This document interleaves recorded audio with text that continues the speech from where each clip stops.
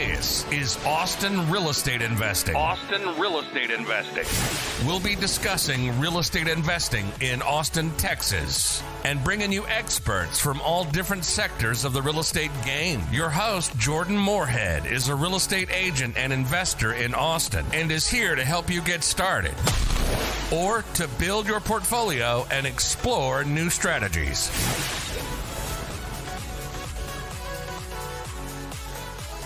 Hi, this is Jordan Moorhead, and this is the Austin Real Estate Investing Podcast. Today we have Greg Carlson, a veteran and a real estate expert in Austin, who's going to tell us all about his experience helping others invest in real estate in Austin and also investing in real estate in Austin himself. Hey, Greg, how you doing? Oh, man, I'm having a fired up Wednesday right now. A wonderful Wednesday. Thanks awesome. For asking. How about yourself? Great to hear. Yeah. Absolutely. Great day here too. Yeah. Greg, before we get too deep into things, most important question we ask here on the podcast, what is your favorite restaurant in Austin? Oh, snap. My favorite restaurant that I have not been to yet is Jeffrey's. And the favorite restaurant that I've been to is, just because of the memories that I've had there and great conversations, is North Italia. I can't explain why. It's not like off the chart food or anything, but I think just because the great times I've had there with friends, that's my favorite. Absolutely. Which location's your favorite? The downtown location. Downtown. Love it. We love that place too. So real quick, Greg, for everybody listening, who are you and how are you involved in real estate in the Austin area? All right. Yeah. So I've been in the real estate industry for 7 years. I got my brokerage license at the year 4 mark. I'm over here at Keller Williams Realty Market Center #1, the first original Keller Williams office, part of the Agent Leadership Council. And what else? Real estate investor.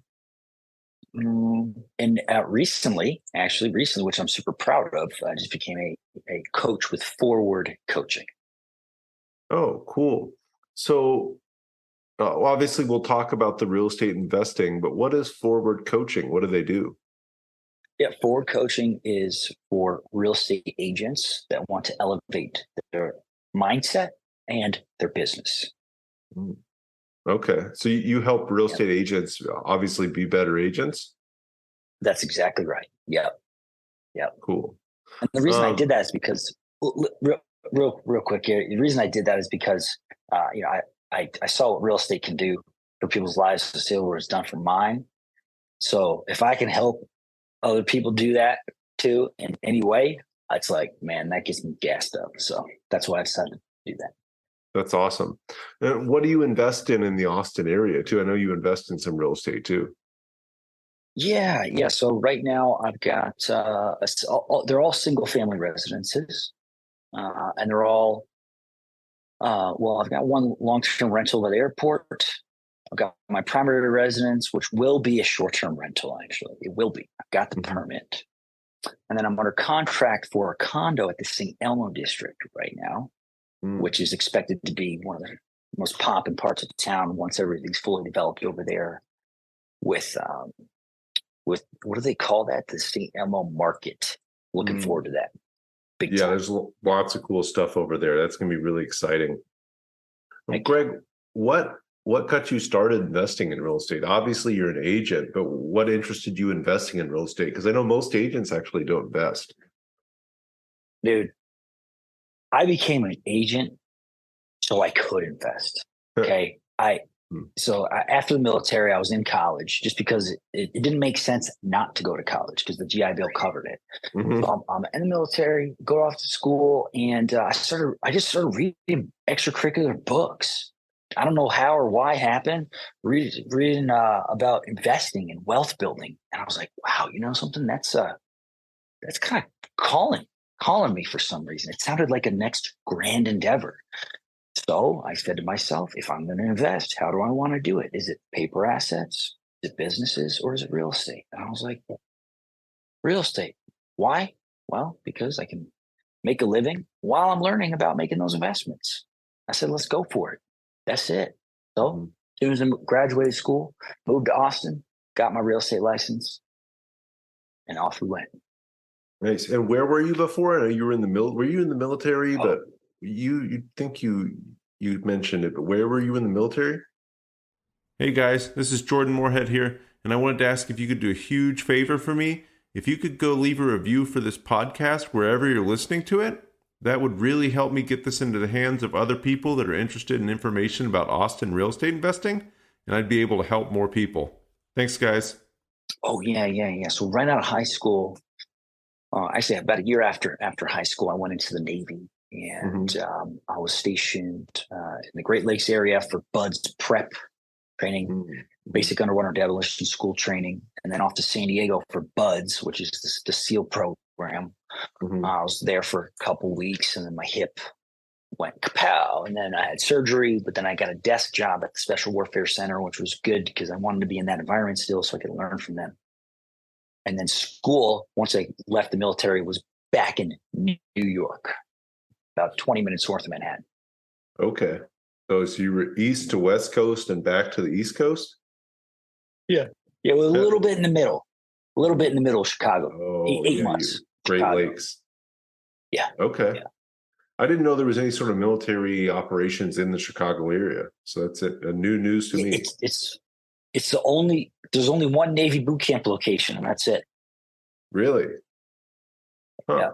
Yeah. I think the Army's got a bunch of different boot camp locations. Yeah.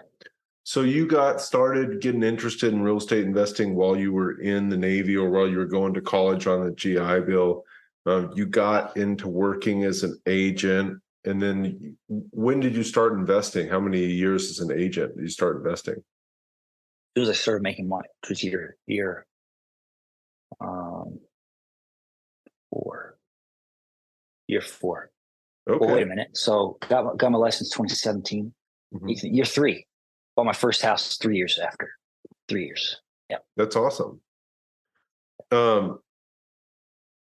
What's the biggest mistake you would say you've made in real estate investing, Greg? Dude. Oh my gosh. So I offloaded a property that I had in New Orleans on the waterfront that I was dear to my heart. I was so excited to buy this house, man, and put it on the Airbnb market. I spent months on end reading books. I read about 8 books, start to finish, about Airbnbs. I took a bunch of notes, got the spreadsheets, took the classes online, all this stuff. And then I was like, okay, I'm ready to go look. And then I spent months looking at properties, analyzing deals. And then I finally found this one house where the numbers made so much sense. I was like, this is it. Yes. So I called the realtor. Hey there, thinking about putting an offer on this property. Can I put it on Airbnb? And with the utmost confidence, here's the answer to your question right here. With the utmost confidence, this agent said, of course I can put it on Airbnb. Well, there's a little bit of underlying nuances there, okay? Such as it needs to be a homestead. Yeah. Which means I need to have my driver's license and my address there. Now, I told this agent that it was going to be a second property of mine. I live here full time. I run a business here full time. You know what happened? They just didn't know. They just didn't know. And so I bought the house, fully furnished it, 2,700 square feet with the deck furniture and the games and make it fun for the Airbnb guests, paint it, contractors, whatever. Time to get that license? Nope. Adios. Wow. And I just closed on it. I sold it. Yeah, man. Sold it about probably 30 days ago at this point. Okay. So when did you buy it? When was your initial closing date? I bought it about 18 months ago. Okay. So you bought it 18 months ago and you just sold it a month ago. So you had to carry the mortgage for a year and a half, roughly? Yes, I did. Yes. I rented it out 3 times, a month at a time, because anything over a month is not short term. And then, but that didn't do anything. The electric bill in that house was roughly $600 a month, which is crazy. It's crazy. I don't know what's going on in New Orleans, but that electric bill is insane. That is insane. So I think if I'm understanding what you're inferring, listening to the agent and not doing your own research was kind of the biggest issue there. But then the economics that was the just biggest didn't mistake. Work. Okay. That was the biggest mistake. I took the agent's word as opposed to looking into it myself. Yeah, that's rough. I know that. Well, it's just because when. Go ahead. That's rough. That's tough. Hard to deal with. Yeah. Yeah. And it's because that, when I got a client, I'm not like, I don't tell them, yeah, of course you can. I don't speak on things that I don't confidently know the answer to. That's bad business. That's a primary way to get bit. Don't do it. Mm-hmm. Nope. Yeah. And I think you're right. Most agents, if they don't know the answer, they're not going to tell you something. That maybe that agent thought you could, but obviously didn't know for sure. And that cost you a lot of money, sure. I'm sure. Yeah. Oh, it costs a lot of money, man. It costs a lot. Yeah. That's rough. So how does that make you feel about other short-term rentals? Maybe does that scare you off a little bit from short-term rentals? Have you wanted to be part of GoBundance, the tribe of millionaires, but just haven't hit that millionaire status yet? Well, now you can, not even being a millionaire, by joining our new program, GoBundance Emerge. My name's Jamie Gruber, creator of GoBundance Emerge and member of the GoBundance community. And now you can join. GoBundance.com/emerge. GoBundance.com/emerge. Use code Jordan for $100 off this 12-week goal-setting program and mastermind that'll propel you to being a whole life millionaire. Great question. No, it doesn't. Because I know that you can get 3 to 5x on a return as opposed to a long-term rental. Mm. Plus, I enjoy that aspect of business, period. I enjoy being a host and making my short-term rental special. I enjoy the competitive aspect of it, right? What if there's 3 right down the road? Well, how can I make mine different and more fun? Right? That stuff gets me going, man. So it's only a matter of time before I get another one. That's awesome. Yeah, no, we had an awesome short-term rental host here in Austin that just came on and talked about the new, more relaxed short-term rental regulations in Austin. His name's Lucas Piper. You should definitely check out that episode. But they can be great investments. I've had good luck with them, and I know a lot of people on this podcast have had great luck with them. So they can be awesome. Like you said, if you have a great experience, people love coming. Yep, exactly. Yeah, it's just like, oh, me and my girlfriend broke up. Are you not going to get another girlfriend because of that one time? No, you keep getting it. You keep going. It's a great analogy. Yeah. Greg, if you had to start real estate investing over today, is there anything you would do differently? So let's say 2017, when you got your license, obviously you're interested. Anything you'd do differently from when you started investing? So we're gearing this towards investment specifically. Oh, yes. I plug myself into consistent investor meetups. Consistent. Okay, from the get-go, get licensed, boom, go to even pre-license. Second, you say, I'm going to get into real estate, book your calendar with investor meetups that are consistent, because you want to continue to get that FaceTime with those same people. You're going to learn a ton, because these are people with experience, and that is worth its weight in gold. It's invaluable almost. I mean, really. So to hear those people talk, hear what they look for, because if you don't, where are you going? You're going on YouTube and looking. You're reading books. You can't beat that real life experience talking to people that have done it. Yeah, especially in your local market too. I think that's so important because every market's so different. What works here in Austin might not work in New Orleans or might not work in Baltimore. So if you're in a local market and you're listening to podcasts or YouTube or reading books that aren't about that specific local market and what's working right now, I think that's just such good advice. So go to local meetups. Most of the time they're free, which is also good. And there's people there that are actually doing deals. So, if you're talking to people that are doing deals in this local market right now, you're going to get the experience of what works and what doesn't and how to get it done. It's going right to the source. That's right. Yep. That's never had that advice on the podcast here, but I think that's probably the best advice you could get for something that's completely for free and anybody can do. Greg, what are your long-term goals for real estate investing, and where do you see yourself going with that? Yeah. So a minimum of 2 properties per year for the next 30 years. Okay. And the reason I set that goal is because it's possible to do it. Mm-hmm. It is. Okay. And at the end of the 30-year mark, the numbers come out to roughly $40 to $50 million net worth if you started today.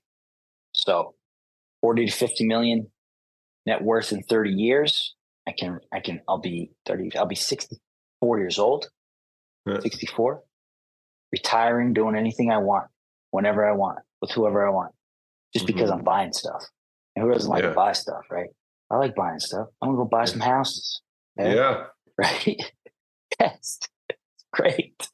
Yeah, man. So, and I would encourage anybody to figure out how to do that. There's all kinds of literature out there. If when it comes to funding these deals, things like that. So, yeah, that's where I'm at. Yeah, that's such an achievable goal. Like you said, you can buy 2 houses a year, but I loved how you outlined doing it over a long period of time and the compounding wealth that produces. Over 30 years, 2 houses a year. I would say you'll at least hit that. You said $30 million? Jordan Moorhead here. Really quickly, wanted to tell you a couple other ways you can keep track of us. If you want to listen to all these podcasts and ask questions, the Moorhead team on YouTube is the best place to be. And then Austin Real Estate Investors on Meetup is a great place to keep track of all of our meetups we have going on. 40 to 50. 40 to 50. Yeah, easily 40 to 50. Let's say you do that in Austin and they're $400,000 a piece right now. No problem. Are you going to hit 50? Exactly. And it's fun. Yeah. Right? It's not boring. I don't know. For me, like stocks and like checking my phone, looking at my stocks, whatever. It's not like that exciting to me, but it might be to some, right? Like Warren Buffett loves that stuff, right? You can tell he loves it. He's great at it. But for me, I just something about real estate excites me. Going out there, looking at properties. And I think something that's so exciting about real estate too is the wealth that's built there is tax sheltered in so many ways, especially for real estate professionals like us. We can take unlimited depreciation and put that against our income. So if you have 30, 40, 50 properties, you're probably paying next to nothing a year in taxes, even if you're making a good income as a realtor or a real estate professional of any sort. Yes. Yeah, the tax incentives, advantages are endless. I mean, you hit the nail on the head. Can't forget about that stuff. But that brings me to another point. We talked a little bit about lessons. I know you didn't plan on asking me this, and I feel like I should share regardless. Go ahead. Getting a tax professional. There are so many different niches, like estate planning tax professional, a CPA that simply files the taxes, a tax strategist. Okay. There's a lot of those different variations, and also interviewing one that knows real estate specifically is huge. But once you get a good one, treat them like gold. They're going to treat you like gold. Yeah. And I think you make such a good point there, because so many people think your CPA is just going to give you all this advice, and that's not really their job. And you said it right there. Their job is to file your taxes. Their job is not to plan out everything for you. Yep. They don't come up with the strategies. Like, let's say you want to get pre-approved for, because you can't show zero income, or else you're not going to get a mortgage for anything, right? So you got to have this conversation with somebody that's going to be able to relate to it and come up with a plan that makes sense for what you're doing. Exactly.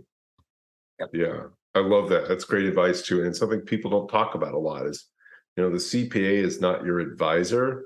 They're your accountant, and it's their job to file returns for you. It's not to sit down with you January 1 and say, hey, what are we going to do with taxes this year? How do we put it together where you can get approved for what you want?